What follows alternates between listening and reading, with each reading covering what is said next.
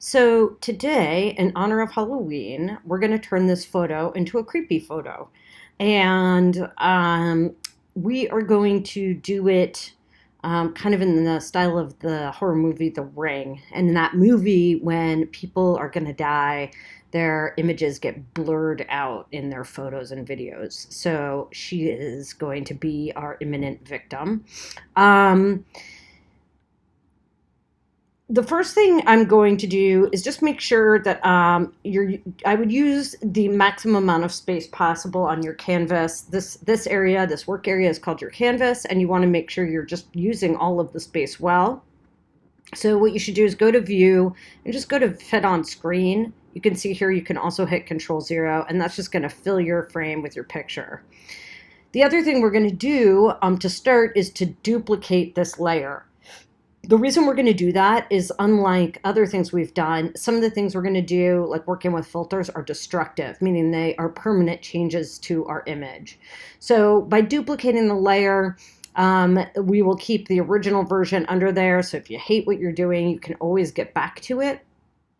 The way to duplicate the layer is you're going to go up here to the drop down where it says layer on the very top, and you're going to go to duplicate. It's just going to make an identical copy of it. And you can always name it. We're just going to leave it as background copy is fine. That way the original is here, and then here's the one we're going to work with. And you know which one you're working with because it's light gray. Now we're going to start messing with it. So the first thing I want to do is add what's called noise. We're kind of making it look like an old-timey photo, and in old-time photos, the resolution wasn't as good, and they looked kind of grainy. That's called noise, and it's a filter. It's a permanent edit. So we're going to go up here to the top again to our drop-down menu, and we're going to go to Filter, and you'll see actually there's a lot of filters that are available to us as we go down. And you will keep going down until you get to the filter options called noise. And we're going to add noise, meaning make it look kind of grainy. So again, filter, noise, add noise. And now you get to decide how much noise you add, like how grainy do you want to make the picture. The grainier you make it, the more noise it adds. I found 25% was kind of what I liked, but you can kind of slide it around and mess with it as you like. Our next step is going to be also to change the color, so don't get too concerned with how the color looks. But you can slide it around, play around with it, and see what you like. And when you're done, you'll hit OK. Now, when I say it's permanent, you can see it's permanent. There's no adjustment layer here. When you see adjustment layers, you can always delete them. This doesn't have one. It means it's permanently changed this picture. And again, if I hated it, I could delete it. Like if I hit the eyeball, you can see that the original one without the grain just lives under there and is available. But I like the grain. I'm going to keep the grain on. And I am now going to actually do an adjustment layer. And we have messed with a bunch of these, as you know. We've messed with levels, and we've messed with vibrance. And what I want to do is make it look old-timey, which means it sort of will have a yellowed color, and that color is often referred to as sepia. Sepia, S-E-P-I-A. So as you kind of mess around with hovering on these, you'll see right here, there's one that's called an adjustment layer called Hue and Saturation. And we're going to add that one. We're going to use that. You're going to click on it, and it's going to ask you what you want to do. So you could always use this to mess with the way colors look on your picture. What we are actually going to do is go down to the presets, and you will see there is a preset called Sepia because it's a particular look. So again, under presets where it says default, you're going to click the drop-down menu and you're going to go over and choose sepia, and you'll see it'll have that kind of old-time look. And we don't even need to mess with any of it. You can see it adjusted the hue here. That's kind of what it did. It made it both desaturated, it took a lot of the color out, and it made it more orangey. That's what the filter does. And then what we're going to do is pop it back in. So you just need to add the sepia, and then we'll move this out of our way. To move it out of the way, you hit these little arrows up here just to move it. And you'll see now there is an adjustment layer that's hue and saturation. Now I've done some stuff to it. It's always a good idea to go in and save it. So I would go to File and Save. And I'm going to save it on my computer and make sure I'm choosing from my Google Drive and saving into the folder that I want to save it into for the class. So I'm going to go in and I'm leaving it as a Photoshop file because we want to preserve all the work that we're doing and be able to come back to it later. All right, now I'm going to mess with the way the levels work, the brightness of the values work. And I'm actually going to dodge and burn this because what I want to do is draw emphasis to the woman. Right now it's pretty flat, and we kind of make it creepy by making her a little bit brighter and everything else a little bit darker. So we're going to do the dodge and burn again that we did previously. And if you remember how to do that, you go to Layer, you go to New, you go to Layer, right? So we're going to add this new layer, but on this one, we want it to be an overlay.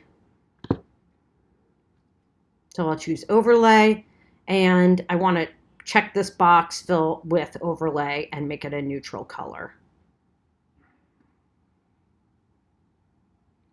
Nothing's happened, as we've discussed before. It won't happen until I start dodging and burning.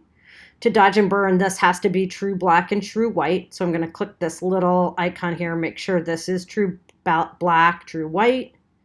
And I'm going to go to the dodge and burn. So I'm going to choose my brush.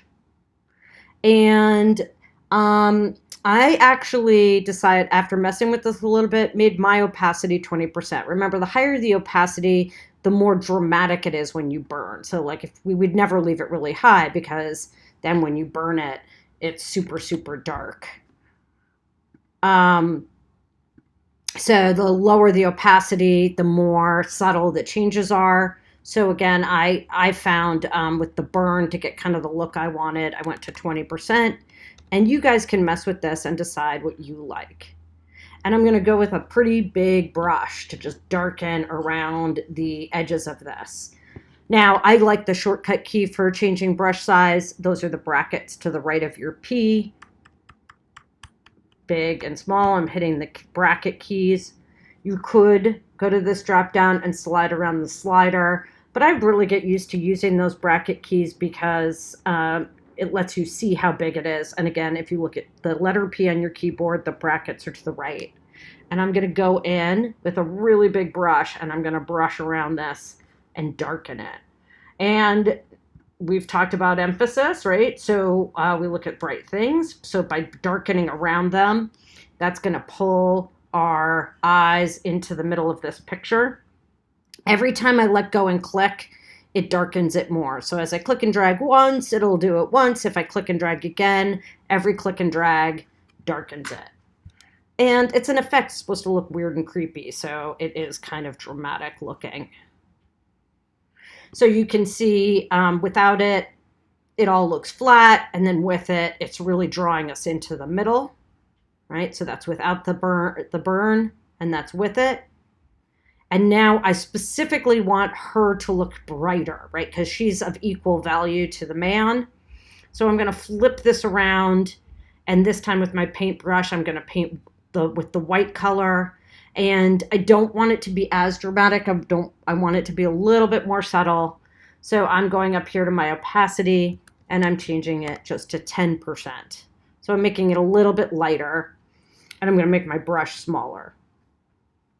Because I want to, I want to just affect her. So I'm just going to go in with a smaller brush and kind of burn her so she stands out from the guy. And you can kind of decide how much you want. I think I clicked and dragged like 3 times to get that look, just to make her a little bit lighter. But you can do it your way you want. You can make it, you could go more dramatic than that if you wanted. That would be, I clicked one more time. That makes it really dramatic. It's up to you. And you can also always undo whatever you've done. So here's your history tab. This is everything we've done since we've opened in the order we did it. So we duplicated, added noise, did the dodge, the berm with the brushes. And so to undo things, you just step back in time. So if I'm like, oof, I really hate all that dodging I just did, just go backwards until you're have gone, back past all the brush tools I just used, the last 4 things I did, the last 4 clicks, and it'll get rid of it. And you could go back and move forward if you need to. But once you go back, it'll get rid of everything and you can start again. So I'm going to go back 1 because I thought it was a little bit overly done. Pop that back in.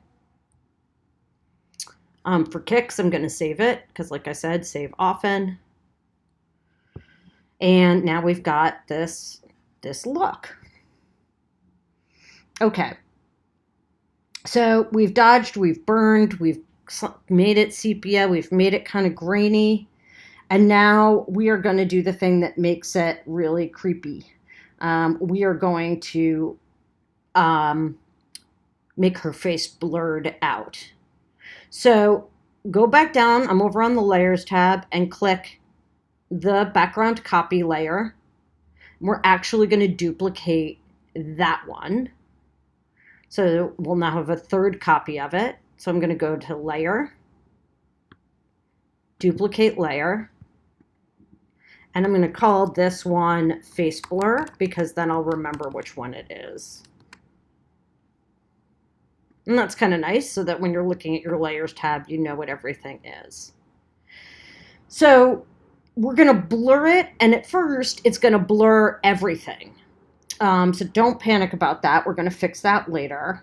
And this is going to be adding another filter, and whenever we add filters, they're permanent. So just be aware of that. We're going to filters, and this time we're going to go down to the blur.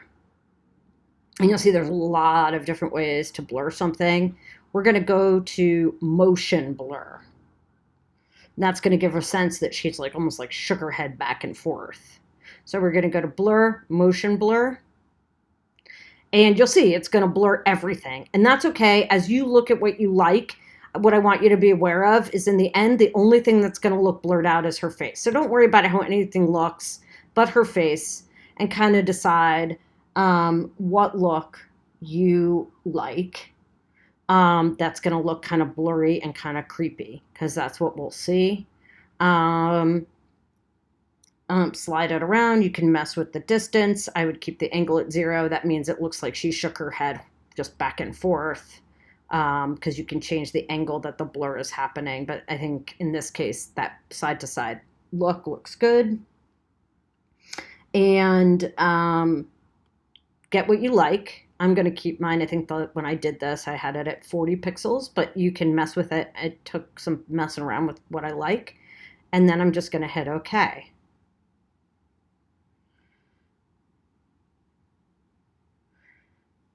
Okay, so we're almost there. Last thing because I just did something, I'm going to hit save again. Really, if I weren't doing a tutorial, I would just hit Control S all the time. So you can do that. That would be a good habit to get into. Now here's the last step to just make this blur just her face. It's called a mask. What a mask does is it will take an effect, it'll take an image, and it'll just have the part that's exposed. It'll mask out the effect on everything but the part that we can see. You'll see in a minute. But it's really useful so that if you did want to affect just a particular area of something, you can do that. Now the masks shortcuts are here on the bottom. So if you look down here on the very bottom under the layers tab, there's a rectangle with a circle in it. That's the layer mask, and we're going to pop it up. This should look really familiar. We've never discussed it before, but you'll see every time we do these adjustment layers, this funny little rectangle, or I'm sorry, this funny little square shows up, and that's called a mask. When something is white, it means you haven't masked anything out yet. What we wanted, when it's black, like I just did, it means it masks the entire thing out, meaning like you can't see any of this image. So by default, when we're doing an adjustment layer, we're doing it to everything. So it's affecting everything. What we want to do is we are going to click. You'll also see on the layer, you can either click on the picture or you can click on the mask. The mask is the white square. So what we want to do is mess with the mask. The picture is the picture, and we're going to mask out part of it so that all we have is her face. Now, what we're going to do is first turn this to black. It's a little bit easier. Instead of trying to block out everything, we're going to start with everything blocked out and then just erase the mask from the one area that we want to show. It's just easier since it's just a tiny area. Now this is going to be a shortcut key. I don't know if there's even a way to do this easily without a shortcut key. The shortcut is holding down the control key while hovering on the mask. Select the mask, hover on it, and hit Control and I. What that does is it inverts the color from white to black. Again, Control I. And right now it's masking this whole layer out. So we're not seeing any of the blurry picture at all. Now we're going to want to see her face. And really, this should sort of sound familiar. It kind of works the same way Dodge and Burn does. When things are black, it covers it. When things are white, it exposes it. So I'm going to go back to the brush. And I'm going to go down here. And what we're going to do, again, is make sure this is black and white. And you can just flip these as necessary, the little flipper here, so that white is on the top. Because if I paint white onto a mask, it will make that part show up. Now we want it to really show up. So on the very top of our brush, before we made subtle changes with our brush, this one we want it to just fully show up. That means we want the opacity to be all the way at 100%. You can either just hit the drop down and drop the slider, or you can type 100 and hit enter. And now whatever I do will be full instead of kind of see-through. I'm going to make my brush smaller to be the size of her face, because that's the only thing I want to show through. Make sure your mask is selected, and I'm going to paint. And as I do that, you'll see this little tiny white dot show up. That means I've painted white on the mask, and it means that part is showing through is the only part of my picture that's showing, and I've masked out the rest, meaning it doesn't show up at all. So there you have it. I'm just going to go through. Make sure you do it with a small brush so you're not really getting the background. You're just getting her face. And now you have this kind of weird, creepy picture of this woman. So we went from, this is our starting picture. Everything looks normal in their life, to things not looking okay. So creepy picture of the woman. I'm going to save that because I worked hard for it. And now that I'm ready to hand it in, I'm going to go to File, Save As. I'm going to save it on my computer, but this time I want to change it to a JPEG, right? Because that's the version I'm going to hand in. So I'm going to change it to a JPEG and hit Save. Make sure it's in your Google Drive and hit OK. And now you will have the JPEG that you can hand in for the assignment.